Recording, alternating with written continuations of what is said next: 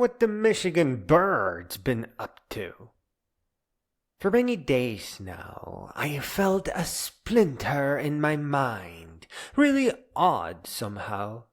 Each time I'd leave my home, I'd pause, but I couldn't really tell what it was. Hence, I blamed it on the winter silence. It has been quiet and grey since all the birds flew away. As soon as we got our first chill, most of them flew south with a shrill. Last week and a half was void of all the bird song and laugh. I like birds, I'm not gonna lie, it makes me sad to say goodbye.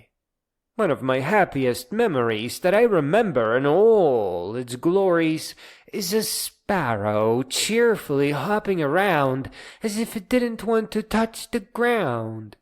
It was before the baby me discovered squirrels in the tree. See, birds are my original friends.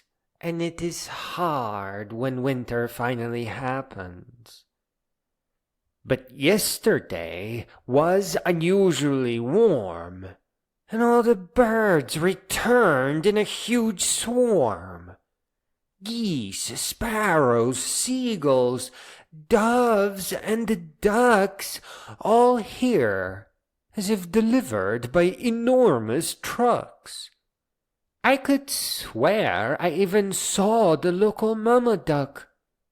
I stood there wondering, how could she have come back? And then it was like, oh, come on. You were pretending to be gone? That was my mind splinter. They didn't leave for winter. This time around they were hiding in the bushes without making a sound. Maybe they learned from the suspicious geese at the mall that they don't need to fly away at all.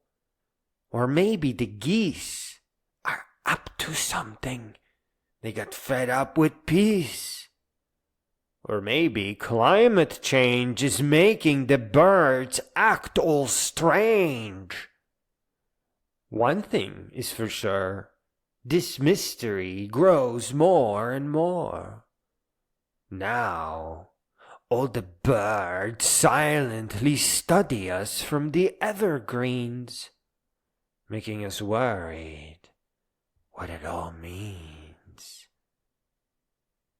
Ooh.